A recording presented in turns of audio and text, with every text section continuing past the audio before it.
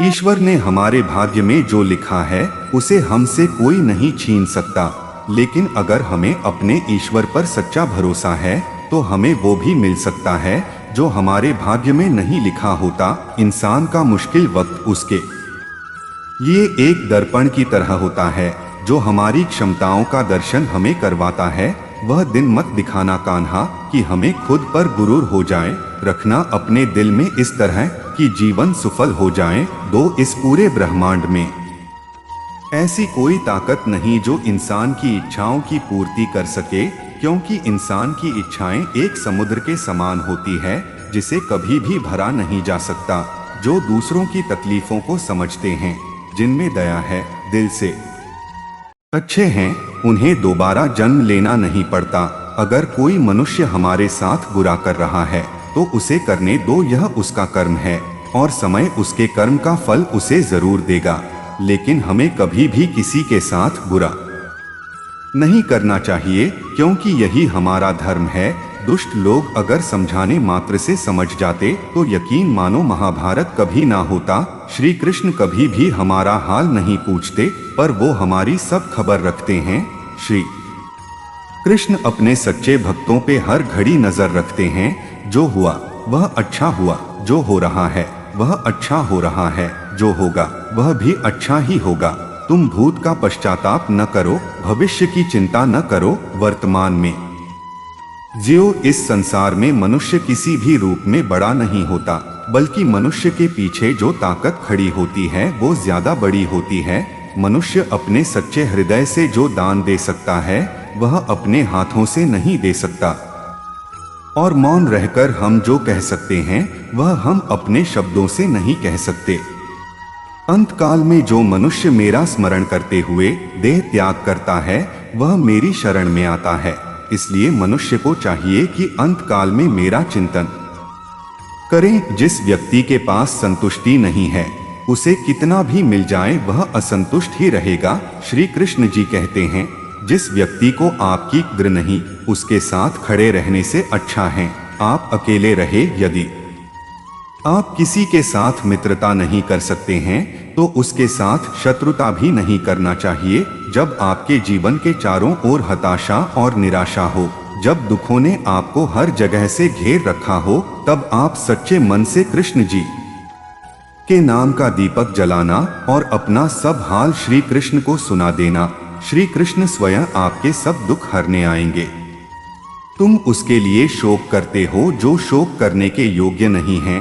बुद्धिमान व्यक्ति ना जीवित और ना ही मृत व्यक्ति के लिए शोक करते हैं। जब आपके जीवन के चारों ओर हताशा और निराशा हो, जब दुखों ने आपको हर जगह से घेर रखा हो, तब आप सच्चे मन से कृष्ण जी के नाम का दीपक जलाना और अपना सब हाल श्री कृष्ण को सुना देना। श्री कृष्ण स्वयं आपके सब दुख हरने आएंगे।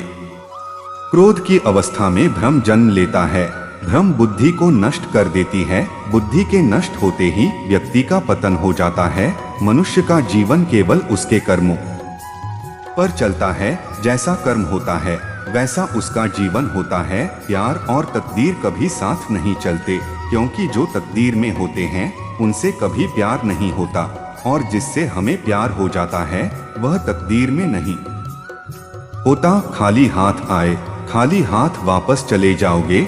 आज तुम्हारा है, कल किसी और का था, परसों किसी और का होगा। तुम जिसे अपना समझकर मगन हो रहे हो, बस यही प्रसन्नता तुम्हारे दुखों का कारण है। हर कीमती चीज को डोट उठाने के लिए झुकना ही पड़ता है। माँ और पिता का आशीर्वाद भी इनमें से एक है।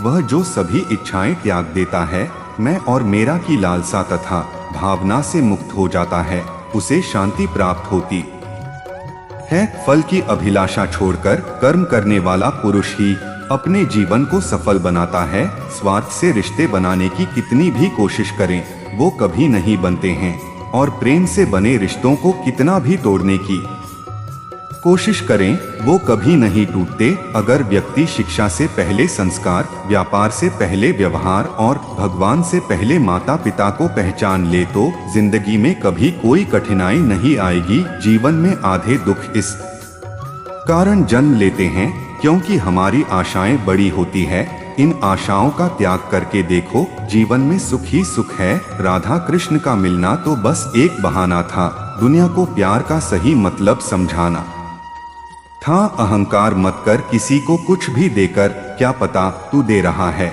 या पिछले जन्म का कर्जा चुका रहा है। प्रेम और आस्था दोनों पर किसी का जोर नहीं, ये मन जहाँ लग जाए वही ईश्वर नजर आता है। बुरे कर्म करने नहीं पड़ते हो जाते हैं और अच्छे कर्म होते नहीं करने पड़ते हैं।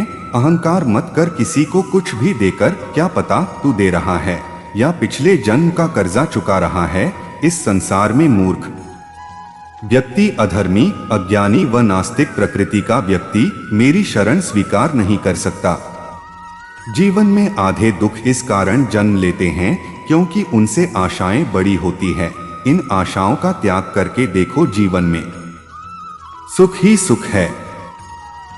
मन की गतिविधियों, होश, श्वास और भावनाओं के माध्यम से भगवान की शक्ति सदा तुम्हारे साथ है और लगातार तुम्हें बस एक साधन की तरह प्रयोग कर सके सभी कार्य कर रही है।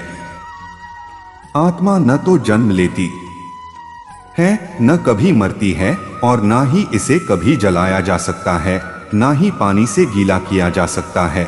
आत्मा अमर और अविनाशी है। अंतकाल में जो मनुष्य मेरा स्मरण करते हुए देह त्याग करता है, वह मेरी शरण में आता है।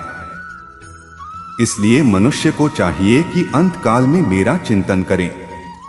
प्रहलाद जैसा विश्वास हो, भीलनी जैसी आस हो, द्रौपदी जैसी पुकार हो, मीरा जैसा इंतजार हो, तो कृष्ण को आना ही पड़ता है। जब हम स्वयं जीवन के शिल्पकार हैं तो चलो हम अपनी मुश्किलें को हराते हैं, जीवन में मुस्कुराते हैं। जो मन को नियंत्रित नहीं करते उनके लिए वह शत्रु के समान कार्य करता है। जब हम स्वयं जीवन के शिल्पकार हैं तो चलो हम अपनी मुश्किलें को हराते हैं, जीवन में मुस्कुराते हैं। जो मन को नियंत्रित नहीं करते उनके लिए वह शत्रु के समान कार्य करता है। आत्मज्ञान की तलवार से काटकर अपने हृदय से अज्ञान के संदेह को अलग कर दो। अनुशासित रहो, उठो। मान अपमान, लाभ हानि, खुश हो जाना या दुखी हो जाना, यह सब मन की शरारत है। लोग आपके अपमान के बारे में हमेशा बात करेंगे। सम्मानित व्यक्ति के लिए अपमान मृत्यु से भी बदतर है। अगर तुम अपना कल्याण चाहते हो तो सभी उपदेशों, सभी धर्मों को छोड़कर मेरी शरण में आ जाओ, मैं तुम्हें मुक्ति प्रदान करूंगा। उससे मत डरो जो वास्तविक नहीं है, ना कभी था ना कभी होगा। जो वास्तविक है वो हमेशा था और उसे कभी नष्ट नहीं किया जा सकता। किसी और का काम पूर्णता से करने से कहीं अच्छा है कि अपना काम करें, भले ही उसे